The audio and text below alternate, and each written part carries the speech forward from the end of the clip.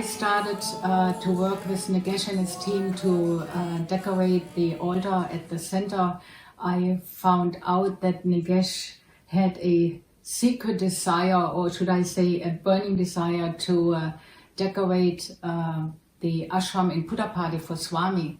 And we used to make quite a lot of fun of him.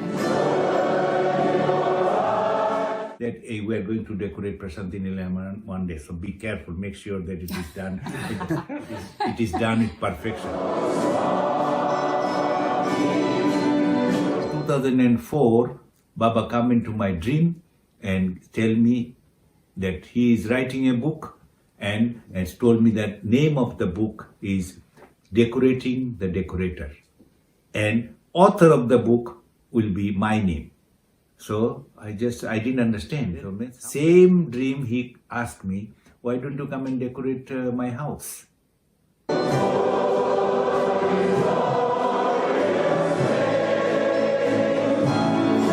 And I didn't tell that dream to anyone. I go 2007, joined him. One day, it was 18th of October 2007. I am walking. One gentleman came and asked me, come here. You want to decorate Prasanthi Nilayam? Go and see. He didn't give me an opportunity to say yes, no, nothing. 2008 decoration, we assisted them, we saw both their success and their failure. Both the things we saw, that how it was not working.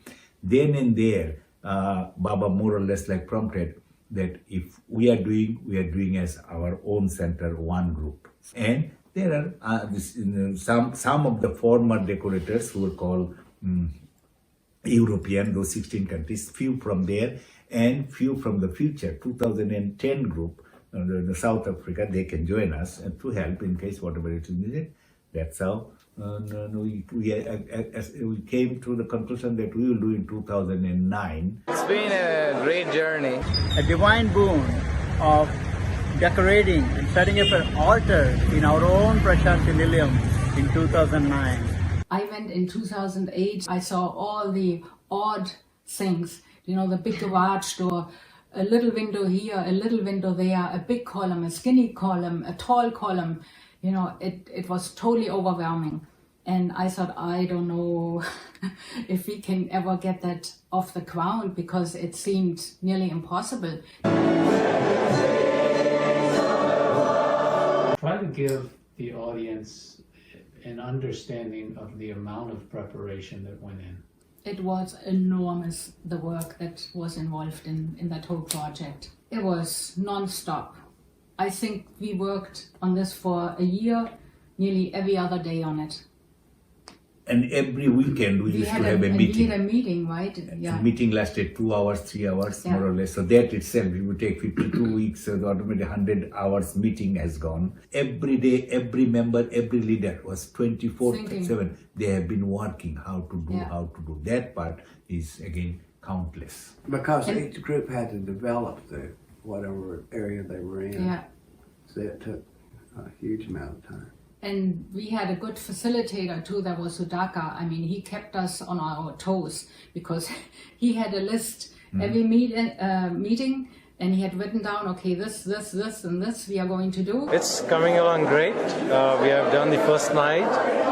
First night was awesome. We were on target and on schedule. Yeah, he kept us in line. Here in Atlanta, we had all kinds of meetings where we would teach each other how to make bows and how to do Command hook. the command hook, yes.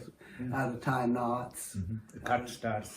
Cut stars, yes. That was a we had 109 stars that were cut. The members cut. All of the people, almost all members went to all Costco's, yes. all Sam's Club, and out all over Atlanta, and raided every store. Each and every one of us was asked to carry chocolates or maybe some decorations, something like that. And since we could carry 2 suitcases, they said one can be your personal stuff, your clothes and whatever, and the other one you'll have to bring the chocolates and the decorations. So and emphasis was given on taking care and guarding the second bag more closely than the personal bags. The time we spent in the shed was the best time. I mean, it was fun. There was a unity. Yeah, so the arrangement in the shed was they, before most people got there were a few organizers, designated areas for each of the group because we had been organized from Atlanta for months before then. They had split us up into different areas we would decorate. So in the shed, we were given this sort of, I don't know, 5x5 space. It was a very small little area that was taped off on the floor. We got together and made that, okay, everybody is not working at every spot, so it will be different group. One group will be gate, one group will be fence, one group will be mandir, one will be Baba's house, hospital, canteens, Ram temple. Each area we need so many members, and that's how we came to the figure of 100, 110. Because it was very, very, very organized. And we detailed. have to be that way for Swami. And we got together in the Gates team. At first, I was like, the Gates team? I'm not really sure what that is. And I kept asking her, I was like, what are we going to do? And she's like, just wait, it's okay. We'll figure it out. What was it like in the shed? Was it like super stressful? Was everybody running around crazy? Were people just calm and singing devotional Oh no, we songs? were crazy. We were crazy fun. The most unexpected thrill has been the chaos that is in our mind and how Swami works out all of the details, and we get it done anyway. Mostly the ladies did all the work. So that included the tools, the staples, that Home Depot thingy that we used to tie on our waist to, hold the tools. Zip ties, command hooks, everything. We would fight, or we would just take it from some other team and not even let them know, and then just keep it and pretend that it always belonged to us. Yes, you cannot put something down. Yeah, you would never. Yeah, somebody else is going to pick that up. We were literally fighting like kids. We were. All this chaos and mayhem is putting together the most beautiful decorations for Swami, and everybody is so joyous and working so hard, and we've been working for weeks. For instance, we made, I can't remember, 100 bows, like big, the red bows, and then we had to flatten them all to be able to take them in the suitcases, and then in the shed, for instance, fluff it up. People were just busy fluffing bows for hours, to perfection, because again, Swami's going to sit right behind these bows. I still remember Diane, Gianna, and they played Christmas carols for us in the shed, and that was so magical. It was just wonderful. Wonderful! They're also from Atlanta. You play every day?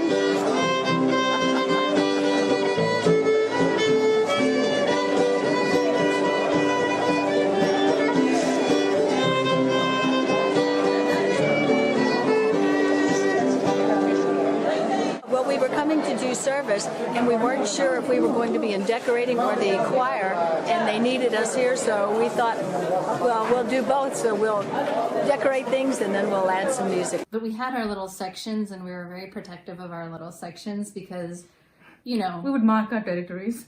Yeah. So we would become like children and say, did you take my stapler? Because that looks like my stapler. You all bought it from the same store. And then we would have to go, we had this little corner section in the shed, which was our storeroom. That's where we go and check out tools. And that was David and Chotunada and Ba. And they were so beautifully sweet and stern at the same time. And our quartermaster, Chotukaka. All I wanted was a pair of scissors. I heard his voice boom from way across the shed. Rajubai, I can see you. It was I remember there was a book, and with some of the tools, Darshana took the stapler, and then when you return it, it's checked off. Because we were fighting for them all the time. And then I remember Dada one day, he looked, are you going to bring it back? Yes, I'll bring it back. You guys came up with this I Am the Light as our theme. The materials were ordered, especially the textile, which is covering the pillars and the facade of the this mandir. Yes, that was ordered from here and printed in India. And each one of those columns, how many did you say? There are 63 or so columns. Each one is different height different diameter. Nice. Each one. There's a 1 inch, 2 inch difference. But when you are wrapping it, that 1 inch becomes so big. It is, and at that short time, you can't play. You have no choice. So that's what I say. But it didn't. Then what happened? Unfortunately, when they were, each pillar has its number. The pillar number 1, size so and so, they made it, they put pillar number 1, pillar number 2, pillar number 3. So what happened? They mixed it up, when 1 became 10, 10 became 1, something of And that nothing kind. fit. Then it did, nothing of them fit. Tommy and I had a heart attack. and doing the inside of the hall was really a real it was chore. very It was tall. very dangerous. Very Because tall, they had to- height, and we are not experienced doing that kind of stuff, hanging star from the ceiling. It was like monkeys up in the ceiling doing that. We got to climb gates, especially the Rama and the Lakshman The gates. tallest gates in Prashanti. We were up there like monkeys, almost. In our Salvar In our Salvars. So that's how I felt. Like, I'm just climbing, where Swami walks every day in, day out, and who will get that opportunity? We got to decorate the gates right by Swami's residence too, which was incredible. Tommy all along insisted that this is the biggest altar we will be making on earth. And the living God will come and sit in that altar. When you take all this wreath and garland, and when you actually enter into the Kulwanthal, and for us, just standing on the veranda where Swami's chair would come and just looking in the hall, I think that moment hit me. It's like, this is huge. This is really huge. And I still remember the first 5 minutes I was touching the interview. I'm like, oh, this is the place. This is the door. This is the door to heaven. This is like, Vishnu's Vaikunta Dwaram. You know how they say it? Oh, that was the place. That was the door for me. So I was assigned to the team that was responsible to decorate the second floor of the mandir. And these are the balconies above the veranda where Swami sits and gives darshan. The moment we walked up the ladder to the second floor, the gravity and the sanctity of this place hit us. And we made a beeline to this door on the western wing of the veranda. It was a blue door, and beyond that door was what used to be Swami's residence for almost 40 years. I just remember sweating and shaking and not knowing what we should do. Yes. And then so I said, okay, I'll get up on the ladder and hold the ladder because I'm shaking, and so we can start. When you said hold the ladder, I still remember I was holding your feet because I could not, I did not know what I was doing. And then you were like, Usha, you're holding my feet. You have to hold the ladder. And then, we had a couple of angels sculpted to be welcomed Baba out of his residence on Christmas morning. There was so much tinsel there. I remember that Yes. we had this sort of lighthearted thing saying, that I am in the tinsel is in me, the tinsel and I are one. There was just that much tinsel there.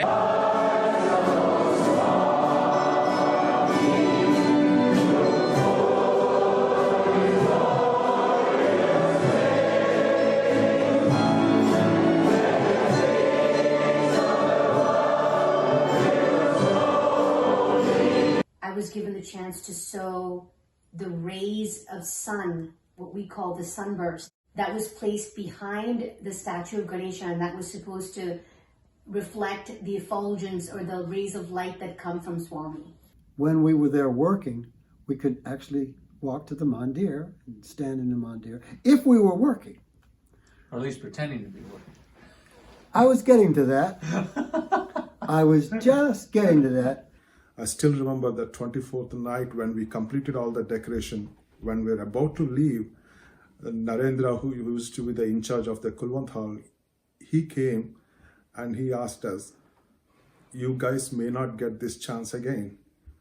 Sit there where now the Samadhi is there, get that chance. And those are all the moments, even till today, we are living with those moments. And it was awesome. A fellow came out, the Sevadal came out, and said, we need some volunteers.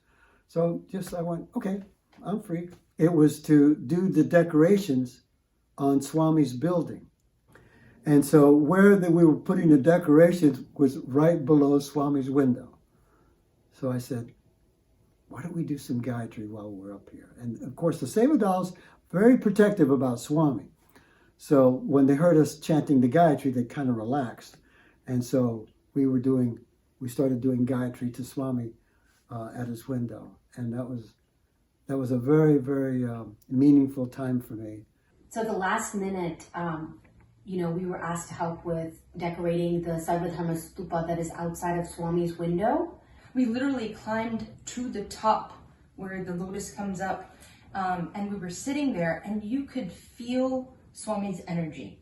I mean, obviously you can feel it everywhere, but it was really intense in that spot. And maybe it was because it was dark, and it was, all you could see was the light in Swami's room. And I mean, for us to, who is he saving right now? What is he doing? Oh my gosh. But it was amazing. And we put all Christmas gift, whatever we carried from here for the students, we put it at that under that tree there. And there is a tree, they're standing in front of them, and we put that under that tree. We also put Baba's gift there too. Students, we found something, we took 80 pieces of that, and for himself, we didn't know what to do, but one of the senior member of the center suggested, let's keep a digital frame with altars in that one.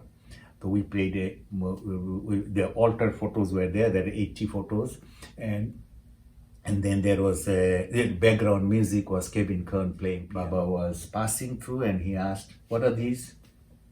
So they explained, he said, these are small one, gifts for the students. What is that? That is Baba for you. So he asked the guy, I don't know the man, he asked the student, bring it up. He brought it up, and he accepted the students, and he also accepted, it was so blessing for us that he accepted that digital photo frame. I have never done arati in my life. And also they have asked me to get somebody else to join me. I saw Fred. So I said, okay, go and ask Fred if you can join. So they went and asked Fred. Fred agreed. And that was first time Fred and me both. We never did arati to any temple anywhere. First time in life doing arati to the Lord himself. And Baba was all along looking. and somehow or other, according to the Indian setup, whatever it is, we didn't do it in the right way or right speed, whatever it is. It was right speed. It was fantastic though. And 10 seconds before the arati ends, I kneel down and I looked at him, and he put his hands like that, 2 hands blessing. When he did 2 hands, something happened to me. A wave came and hit me. This is Mathura, Dwarka, this is Rome, this is Jerusalem, this is Mecca. This is the abode of the Supreme Lord, Sriman Narayan.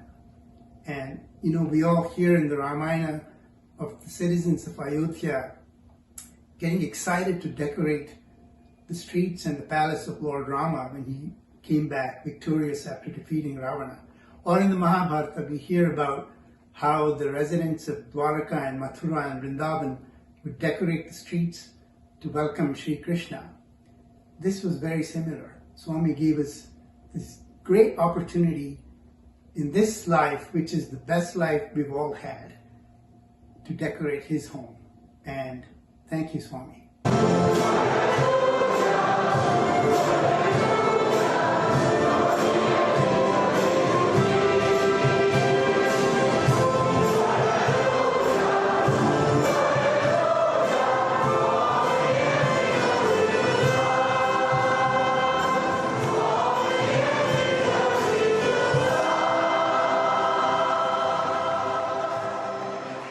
Swami's imagination through all of my brothers and sisters was absolutely amazing. I remember thinking that when I finally stopped and was in the audience and I saw what we had done, it was a masterpiece. It was just a masterpiece. And we were like little kids laughing, having fun. It was just a wonderful event.